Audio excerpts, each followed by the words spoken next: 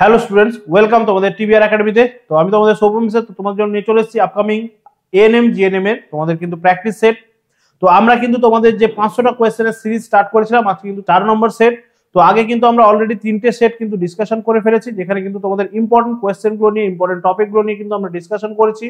যারা যারা এখনো পর্যন্ত সেটগুলো দেখোনি তারা কিন্তু অবশ্যই করে 3টে সেট দেখে নেবে।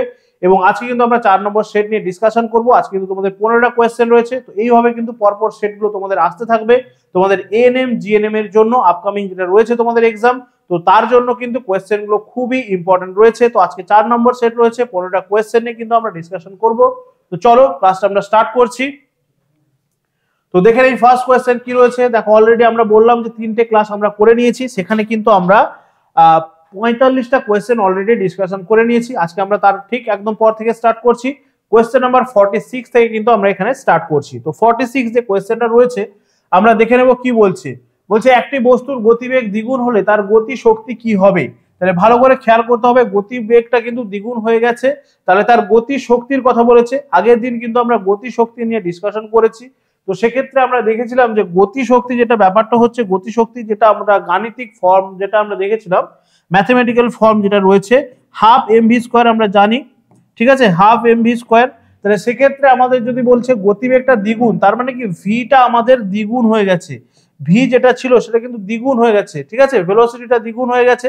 তাহলে আমরা যদি জাস্ট ভেলোসিটির জায়গায় 2 বসিয়ে দেই, ঠিক আছে, ভেলোসিটির জায়গায় 2 বসিয়ে যদি সেটাকে আমরা স্কোয়ার করে দিই, তাহলে আমরা দেখতে পাচ্ছি যেটা কি হয়ে যাচ্ছে না 4 হয়ে যাচ্ছে। তাহলে সেক্ষেত্রে আমরা দেখছি যে এখানে যে গতিশক্তির ফর্মুলাটা রয়েছে, তাহলে গতিশক্তির সঙ্গে আমাদের যে ভেলোসিটি সেটা কিন্তু একদম সরল সম্পর্কে রয়েছে। তাহলে সরল সম্পর্কে যেহেতু রয়েছে, তাহলে একই রকম ভাবে কি হবে না 4 গুণ হয়ে যাবে আমাদের। তাহলে ভেলোসিটিটা দ্বিগুণ হয়ে গেলে গতিশক্তি বা আমাদের কাইনেটিক এনার্জিটা কিন্তু 4 গুণ হয়ে যাচ্ছে, ঠিক আছে। ওকে, নেক্সট কোয়েশ্চেন কি রয়েছে, সরল যন্ত্রে ব্যবহার করা হচ্ছে।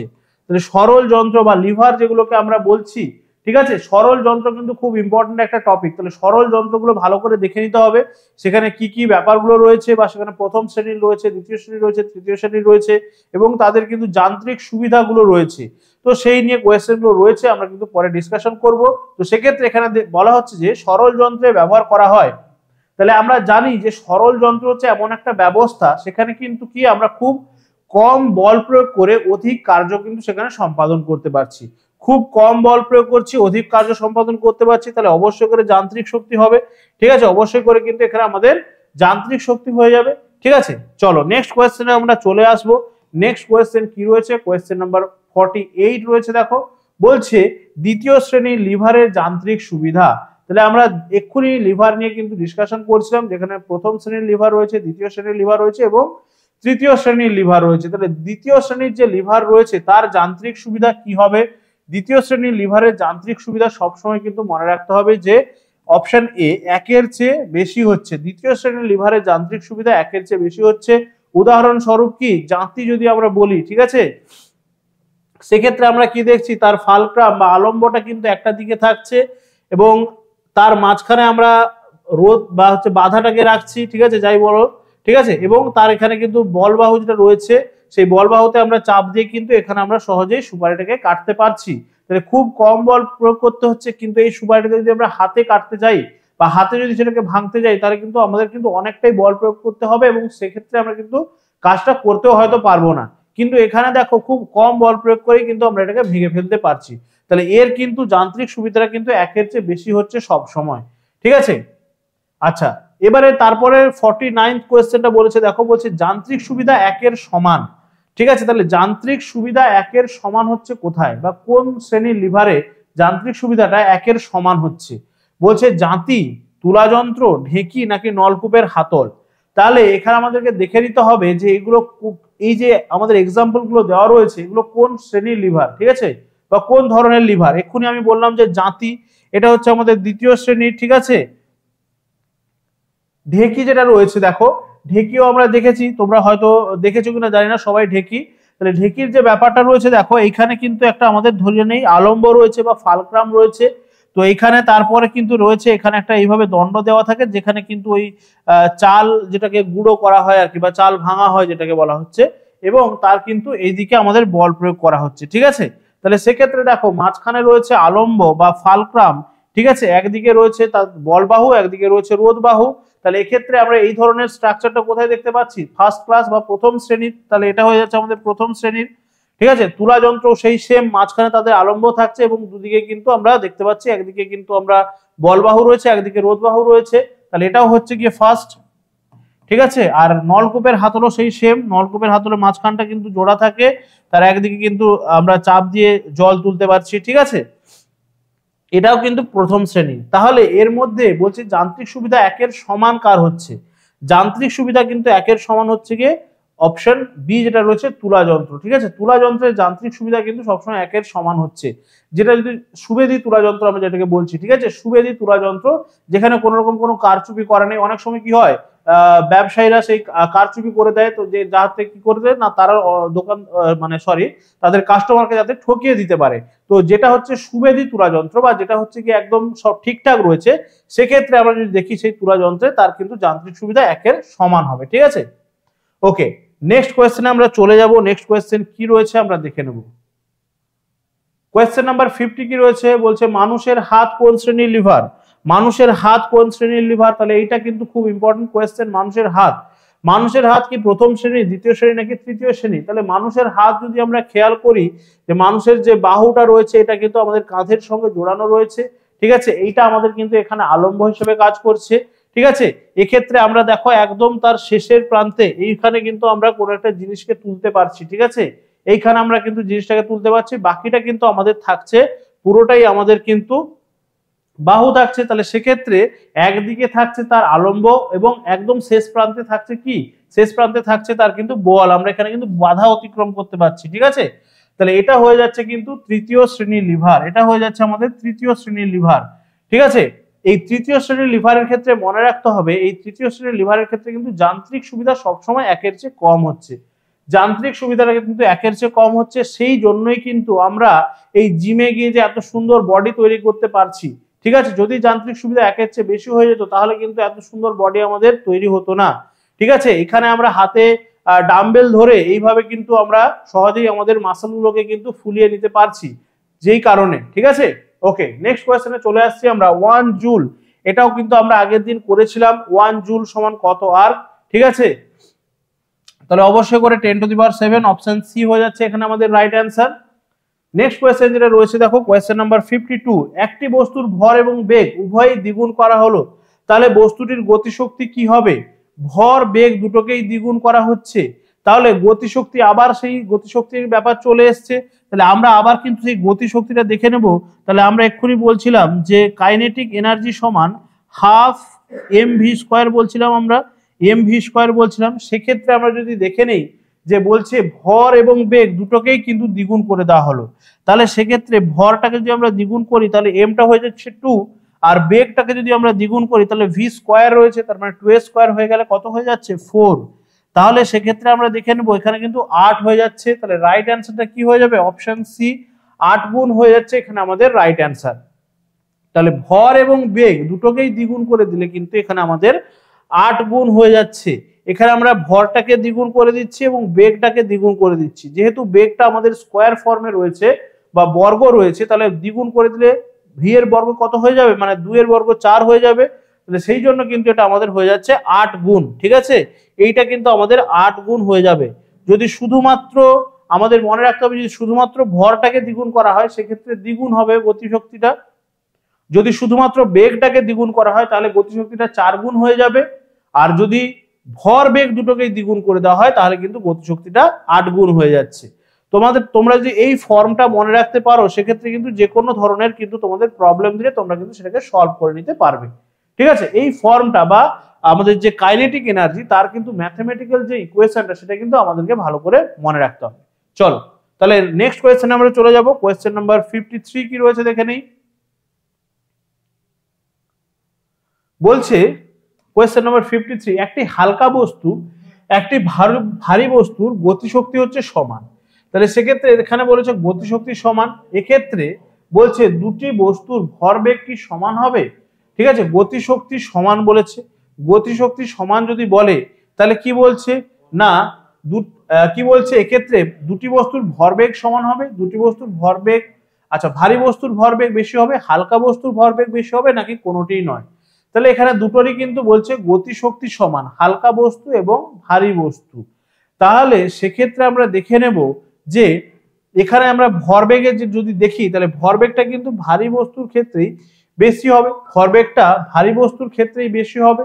তার কারণ কি, ভারী বস্তু আমরা যদি দেখি সেই এক্সাম্পল কিন্তু আমরা পড়েছিলাম যে একটা লরি মানে দুটো লরি যাচ্ছে, সেক্ষেত্রে একটাতে বালি বোঝাই করা আছে আর একটা খালি যাচ্ছে, দুটোরই কিন্তু সেম গতিশক্তি সেম স্পিডে যাচ্ছে।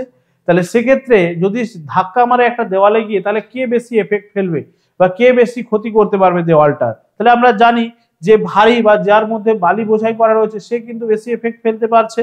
তার কারণ কি, ভারী বস্তুর কিন্তু ভরবেগটা বেশি হচ্ছে, তাই তো, ভারী বস্তুর ভরবেগটা বেশি হচ্ছে।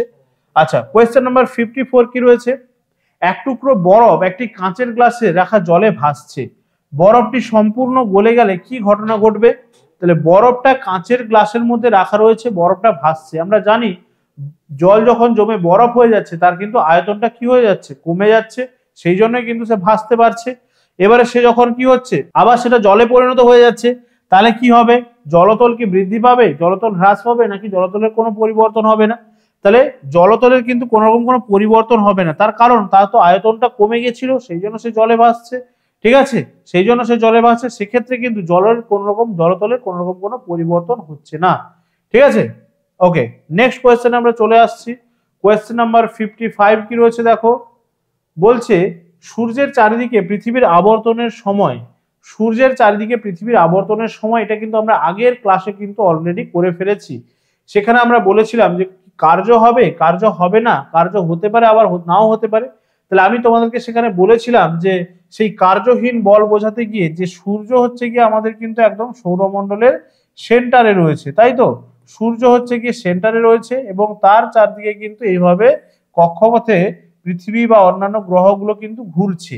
তাহলে সেক্ষেত্রে সূর্য এটাকে একটা বল দিয়ে টেনে রেখেছে, ঠিক আছে, নিজের দিকে, আর যেহেতু এটা একটা অভিকর্ষ বল দিয়ে টেনে রেখেছে, আর এখানে অভিকেন্দ্র বল কি করছে, অভিকেন্দ্র বল চাইছে এটাকে কিন্তু এইভাবে তার স্পর্শক বরাবর সে কিন্তু বেরিয়ে যেতে চাইছে, ঠিক আছে। যদি কোনো কারণে আমি বলেছিলাম আগের ক্লাসে যে যদি কোনো কারণে কোনোদিন এই মহাকর্ষ বল যদি কোনো কারণে বিলুপ্ত হয়ে যায় বা কোনো কারণে না থাকে, সেক্ষেত্রে কি হয়ে যাবে, পৃথিবী বা অন্যান্য যে গ্রহগুলো রয়েছে তারা কিন্তু তার কক্ষপথের এই স্পর্শক বরাবর কিন্তু বাইরে ছিটকে যাবে, ঠিক আছে, বাইরে কিন্তু ছিটকে যাবে। তাহলে সেক্ষেত্রে এই যে তাদের যে কোণটা উৎপন্ন হচ্ছে এটা হয়ে যাচ্ছে 90 ডিগ্রি, এটা 90 ডিগ্রি হয়ে যাচ্ছে। আর আমরা কার্যের ক্ষেত্রে দেখেছিলাম যে এফএস কস থিটা ছিল, ঠিক আছে, এফএস কস থিটা ছিল,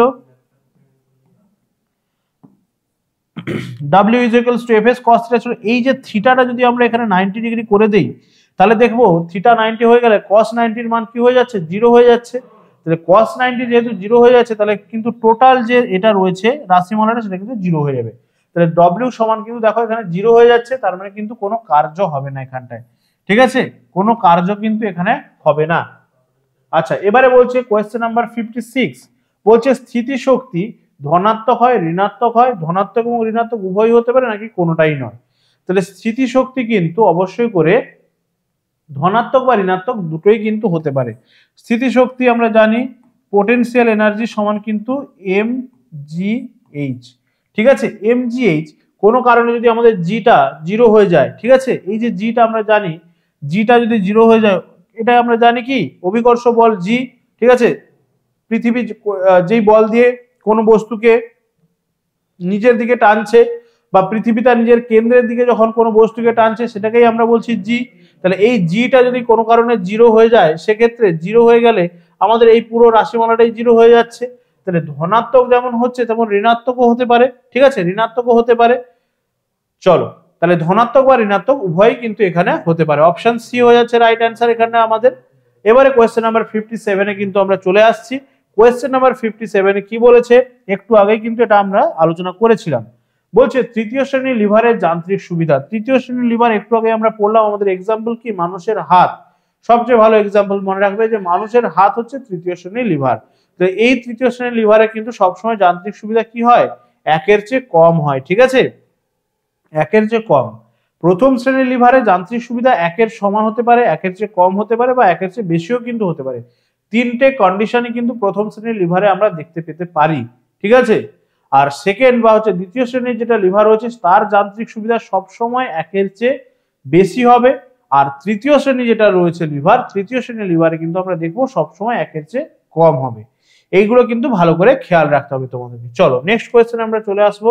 কোয়েশ্চেন নাম্বার 58 কি রয়েছে দেখে নিই আমরা।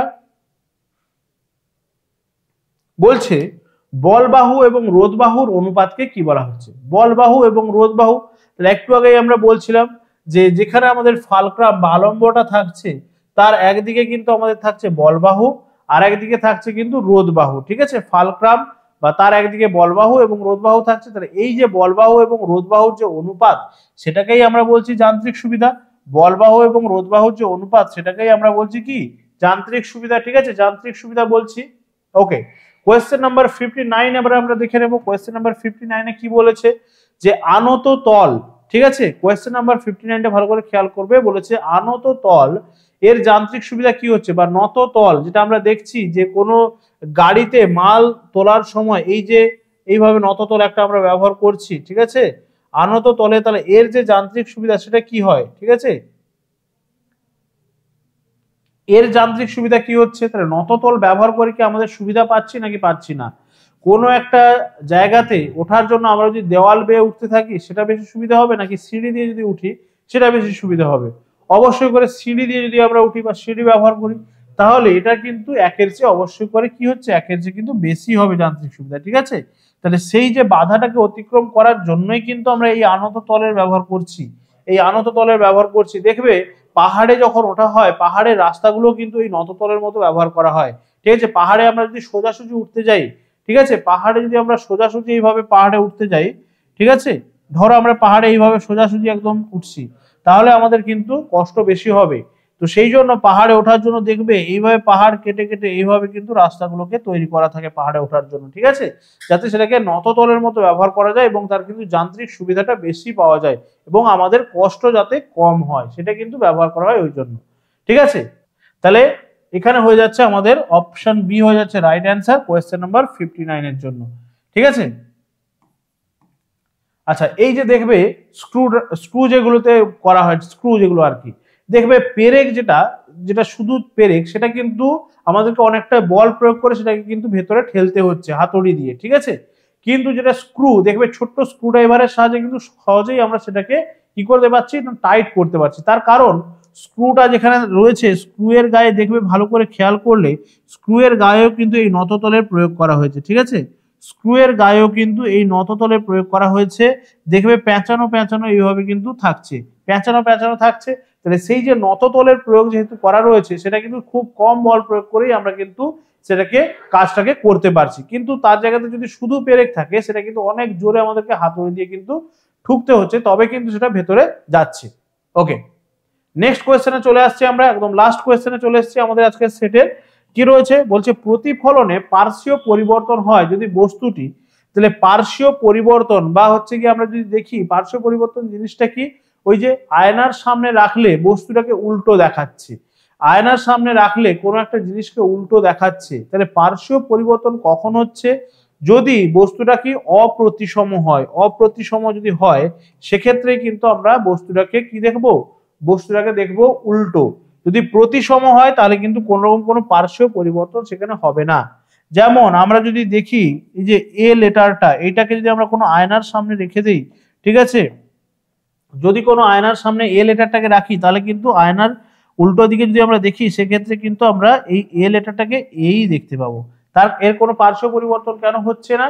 তার কারণ এটা হচ্ছে প্রতিসম, ঠিক আছে।